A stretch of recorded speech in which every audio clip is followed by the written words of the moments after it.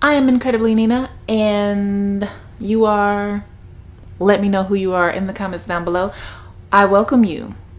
Thank you for joining me. We're going to do what is this? What is this? Let me know. I can't remember. Craziest people that react to life sentences or something like that. So we're going to get into this. If you have videos that you would like me to react to, please send them to incrediblynina14@gmail.com. All right, let's get into these crazy folks.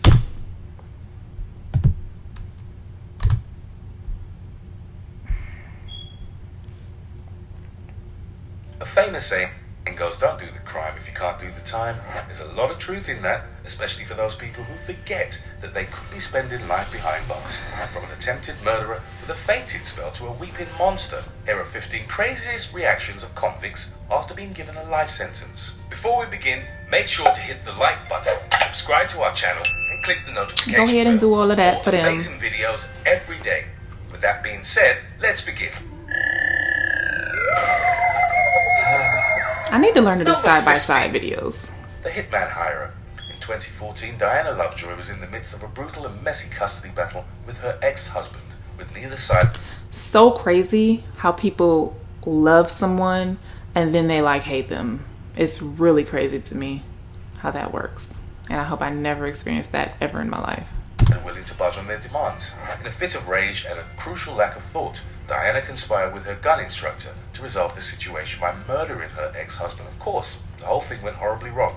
The shooting instructor didn't actually kill her ex-husband, but shot him in the armpit, and later claimed, if I wanted to kill him, I would have. It's the murder equivalent of, no, I didn't lose the basketball game, I just didn't feel like winning.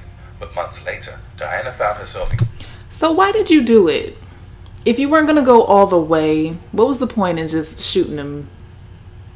It makes absolutely no sense. So you go to jail for no reason and you thought you weren't going to get caught? I don't understand. Court, and as the judge read out the guilty verdict, the weight of her actions hit Diana all at once, and she passes out immediately. Lovejoy was soon wheeled out of the courthouse by the... Passing out is not going to keep you from going to jail, honey. You still got to go after you hit up that hospital. Okay.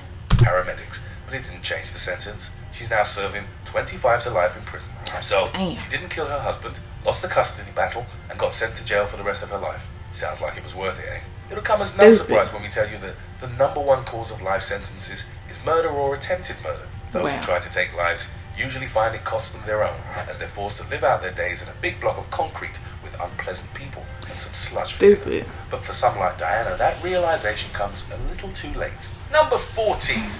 A monster cries.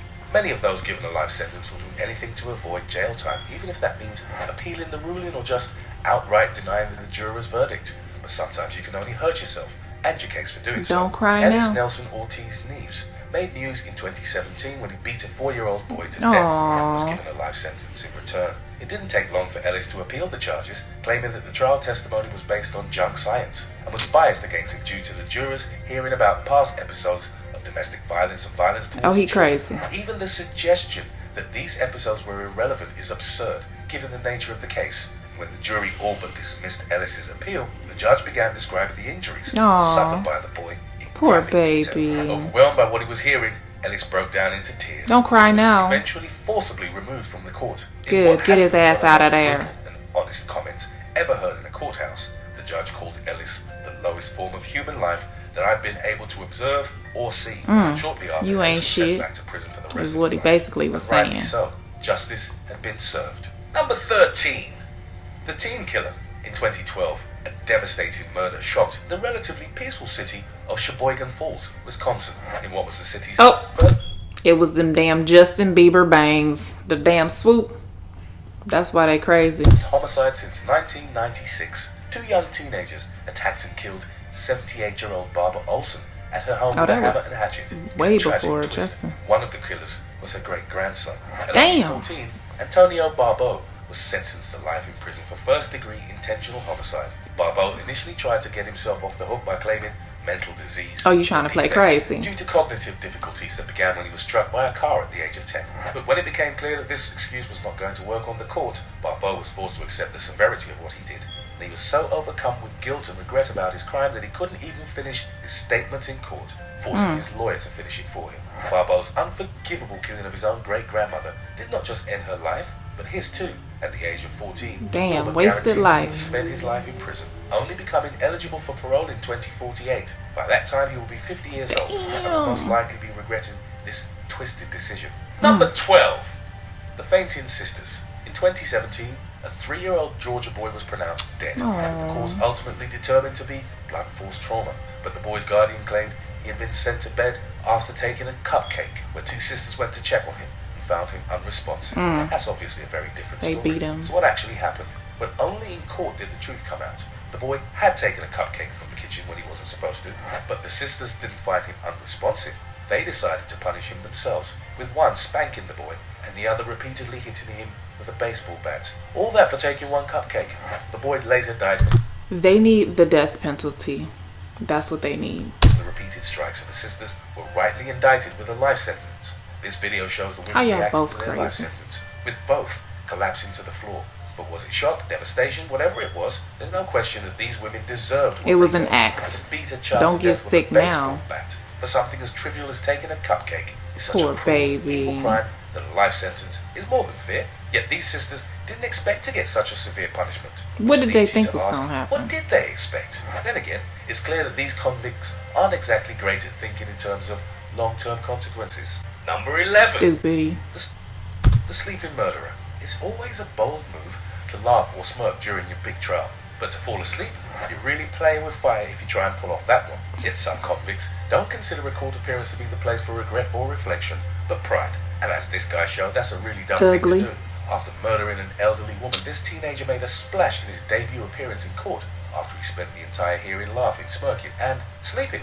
At first glance, the convict looks to be under the influence of some kind of drug, but it quickly He probably becomes apparent is. that he's actually just very Clearly proud he of the crazy. twisted act that he committed. It's hard to believe that anybody could be so heartless to sit and smile as others hear of their cold-blooded killing.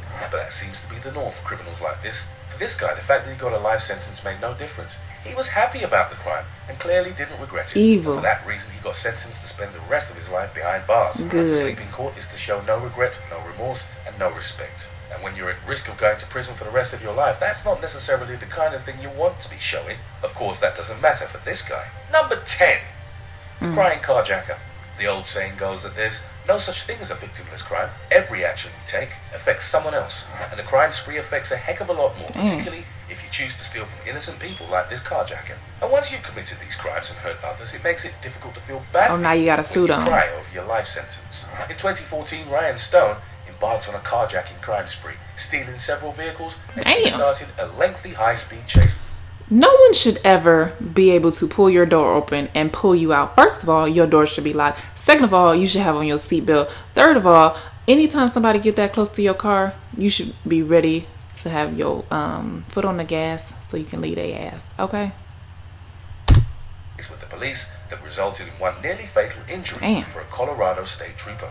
The chase lasted over an hour and a half and included several different stolen vehicles, one of which had an innocent baby in the back seat. When he finally made it to court, Stone gave an emotional reason. Now in his he crying. statement, claiming that he regretted his actions. He ain't a high no statement more. that contradicted recorded phone calls he made to his family from prison. In those phone calls, Stone allegedly bragged about his chase and his People so stupid. They record your every move when you go to prison. Phone calls, visits, everything. Letters. They open up your letters, read them, everything. You have no privacy. You belong to the state. Okay? So stop being stupid. assaulted the trooper that he hit with the car with giddy glee. It goes without saying that the jury didn't take pity on the guy. Stone was ultimately sentenced to 160 years in prison for his actions, with the judge openly dismissing his claim to regret the Good. very actions he bragged about in the calls. The Arapahoe County District Attorney added that unless Stone has access to cryogenics, he will die in prison. And cryogenics, as far as we know, are not available in prison. Number 9.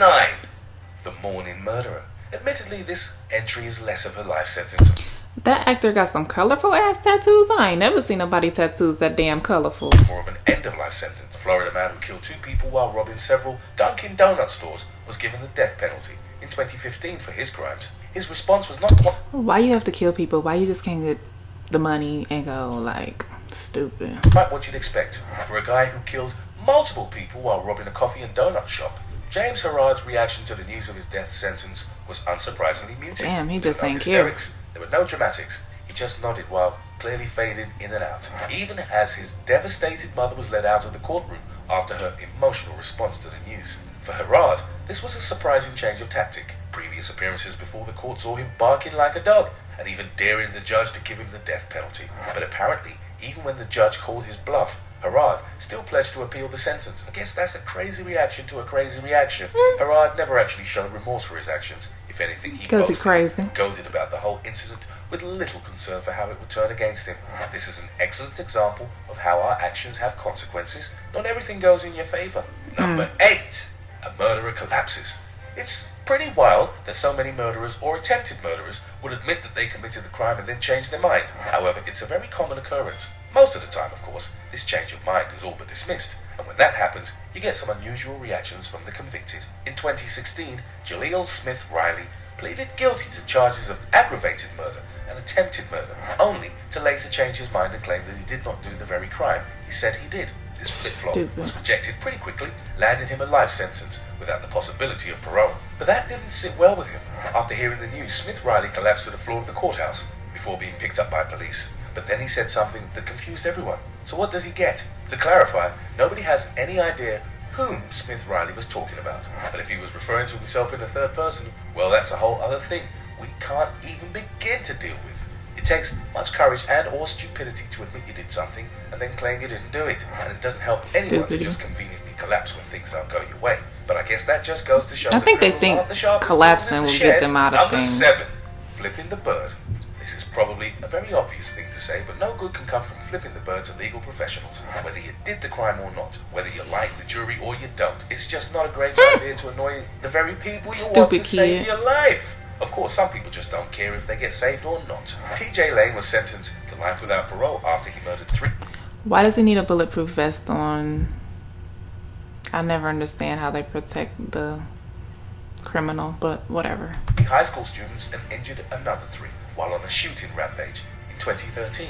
At his sentencing, Lane heard the testimony of the victims' families while wearing a white t-shirt that read, "Killer," smiling his way through their devastating comments. When it came time for his own comments, Lane went against his lawyer's advice to give a very brief but deliberately upsetting statement. He felt no remorse about the massacre and actually enjoyed it. And then, in one final twist of the knife, he then gave the middle finger to the families of his victims. By the time Lane was at his trial, he didn't care if he got a life sentence or if he was just going to get the death penalty. He just wanted to stir up more upset for the families of those he killed. He did it, and it's a shocking sight to behold. Number 6.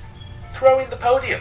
Anger is never a good idea in a courtroom, especially if you're going to claim you didn't murder someone. But for one Missouri man, his rage got so intense that he very almost hurt the judge. And that could have been even more fatal for him than a mere life sentence. In 2012, mother of 5, Latrice Mays, was killed by Jaleel Hoskins, who dumped her body into the dumpster where it was later discovered. Hoskins had long claimed that the murder was unintentional, that he loved Latrice, and that he would never have loved her wanted to hurt her. death. Yet his response to the news of his life sentence offers a very visible counterpoint to his claims. After being handed his life sentence, Hoskins erupted into an expression of pure fury, grabbing the podium and fleeing toward the judge's bench. As he approached the judge, Hoskins had to be dragged out of the courtroom, probably for the best given that he looked as if he was about to cause some serious harm to the judge. Hoskins admitted to his crime, but he didn't believe that it was worthy of such an extreme sentence. So you taking somebody's life is not worth your life. So your life is really important, and you don't feel that you should have to spend the rest of it in jail, but her being killed and taken away from her kids, you just don't make sense, and you're stupid. And why you getting angry like you can't do anything? These people aren't going to let you do anything. You're handcuffed. And considered how serious murder was in the eyes of basically everybody but murderers. While Hoskins left the courtroom, his family began screaming at Latrice's family, a fitting end to a story of a completely avoidable murder. No. Why they yelling at each other? The crazy is stupid. Stupid. Number 5.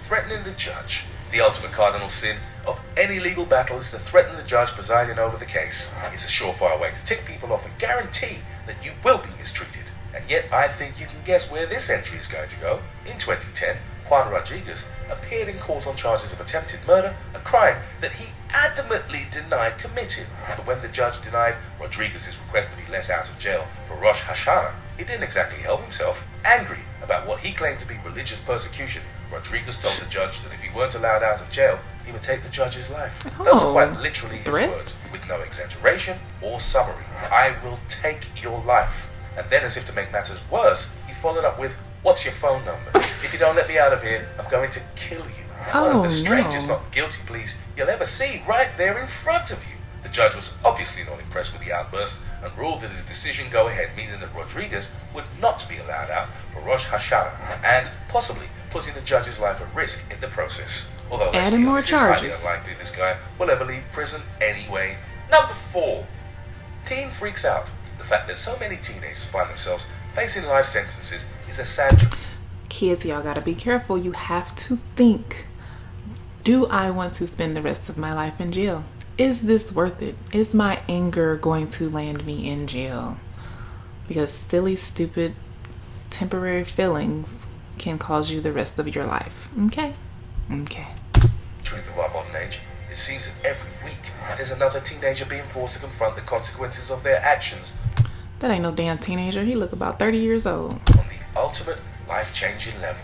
In 2012, 18-year-old Fernando Salgado appeared in court on charges of felony assault with a deadly weapon and attempted sexual assault with a foreign object. During a high school class, Salgado allegedly tried to force a piece of rebar into the anus of one of his fellow students. One of 2 incidences that brought him to court. After hearing of the court's conclusions, having apparently never considered that what he did was unacceptable or wrong, rather than take said life sentence, Salgado went against the advice of his lawyer and accepted a plea deal that would allow him to get a less serious sentence, on the condition that he testify against his teacher in another case. Had his case gone forward, Salgado would have been forced to register as a sex offender. If he hadn't been sentenced to life in prison, life itself would have become his prison. Fortunately for him, Salgado managed to change his fate at the last minute, avoiding both of these outcomes, although now he faces a challenge of staying on the right side of the law. Number 3.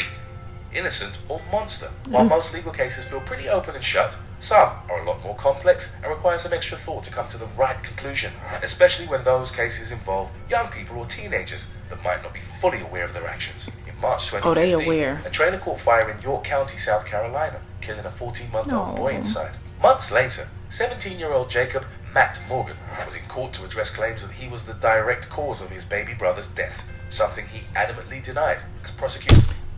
As a mother that had to tear her up inside, like, my baby killed my baby. Claimed that Morgan stood and watched the fire that killed his brother. Morgan cried and claimed to have done everything he could to save the brother that he loved. Unfortunately, Morgan's fascination with fire was well known within the family, and they provided evidence, and he eventually admitted to setting the fire that ultimately killed his brother. The case was notable due to jury divisions over whether or not Morgan was genuinely remorseful and innocent, or if he was faking his devastation. The fact that the fire was started in 3 places lends credence to the idea that this was intentional. But his family adamantly believes that Morgan is innocent and would never do such a thing. Do you think, is he innocent or is he the monster everyone claims? Number 2, a rampage.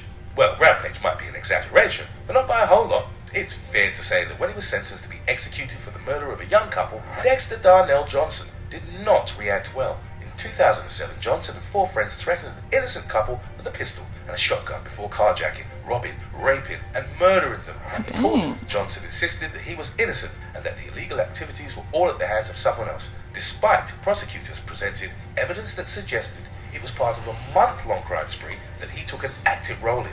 When the news came that Johnson would be executed, his mother could be heard screaming and crying at the back of the court. After a few moments of quiet consideration, Johnson launched himself at the judge, only to be stopped by the waiting security guards. That lady got down like they was shooting. Johnson launched himself at the judge, only to be stopped by the waiting security guards. Johnson was led out of the courtroom, angrily ranting and fighting against the whole of the guards. Whether he wanted to accept it or not, his crimes were more than enough for the judge to warrant a full execution. He just couldn't handle that fact. Number 1, the flinger. If there's one reaction you didn't expect when you clicked on this video, it's this one. Some people aren't content to sling words at the judge, believing that the situation calls for something a little more dramatic, or, for lack of a better word, potent. 46-year-old Ricky Hand was was in court on multiple charges of armed robbery, but was less than happy about the sentence he got after the judge informed him that he would be spending at least 40 years of his life in prison, and voiced his opposition to the decision before reaching for something under his arm and retrieving some pill bottles from his sling. Of course, he wasn't going to take any medication. Instead, he had filled these bottles with, well, himself, and attempted to throw samples of his urine and feces at the judge. Though he was quickly stopped by security officials who no doubt stunk after the encounter. This is a pretty insane response to a sentence, and one that was probably... First of all, that's disgusting. For the simple fact that you put your nasty poop and pee inside of that to carry and throw it, you're nasty. And you're stupid if you thought you were going to be able to open it and throw it at the judge. You're handcuffed and there's people to stop you. Stupidity. Probably as memorable to those in the courtroom as those outside of it, if only for what I can only imagine was the almighty smell of poop mixed with the sweat of the guy's sling. No thank you. Which of these reactions do you think? Let me know down below which one you thought was the most dramatic. All of them deserved exactly what they got, and I'm glad they were sentenced fairly. Alright guys, until next time, catch you later. Ta-ta!